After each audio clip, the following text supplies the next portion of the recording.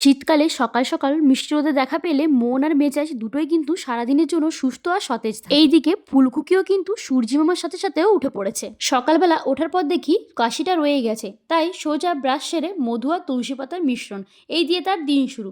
তার কাছে এটার আবিষ্কৃত নাম হলো মধুপাতা। কথায় আছে বিশ্বাসে মিলাই বস্তু তর্কে বহুদূর। তার কাছে বিশ্বাস এই মধুপাতা খেলেই কিন্তু তার কাশি একেবারে সেরে যাবে। এরপর আর কি, কিশমিশ ভেজানো জল আর ড্রাই ফ্রুটস খেয়ে সোজা ব্রেকফাস্ট।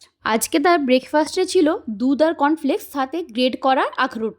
ছোট্টবেলা থেকে ধীতি গাছ ভীষণ পছন্দ করে। গাছেদের সাথে তার এক মায়ার বন্ধন তৈরি হয়েছে। গাছেদের ধীতি যেভাবে বড় করে তুলেছে যত্ন ও ভালোবাসা দিয়ে, গাছেরাও কিন্তু সেই ভালোবাসা ফিরিয়ে দিয়েছে ফল আর ফুলের মাধ্যমে। আমার যে কোনো কাজে তার এই ছোট্ট ছোট্ট হাত দুটি এগিয়ে আসে, যেটা আমাকে কাজের প্রতি আরো এনার্জেটিক করে তোলে। জানি তার সাথে কাটানো এই সময়টা আমি আর পরে ফিরে পাবো না। পরবর্তীকালে আমার কাছে হয়তো সময় থাকবে প্রচুর, কিন্তু সে হয়ে পড়বে তখন ব্যস্ত। তার সাথে কাটানো প্রত্যেকটা মুহূর্ত কিন্তু আমার কাছে ভীষণ দামি। তাই সময় থাকতেই প্রত্যেকটি সম্পর্কের গুরুত্ব বুঝে নেওয়া উচিত। শীতকালের দুপুরে ঘরের আলস্য ছেড়ে মিষ্টি রোদে বসে গরম ভাতের স্বাদ নেওয়া, এটাই যেন জীবনের সব থেকে সেরা মুহূর্ত। আজ দুপুরের লাঞ্চে ছিল গরম ভাত, আলু পোস্ত, ডাল আর শিম ছেচকি। প্রতিদিনের রুটিনে পড়াশোনার পাশাপাশি এখন তার গান বাজনাটাও কিন্তু অ্যাড হয়েছে। আজকের মিনি ব্লগটা না হয় ধীতির গান দিয়ে শেষ করলাম। আবার দেখা হবে অন্য একটা মিনি ব্লগের সাথে।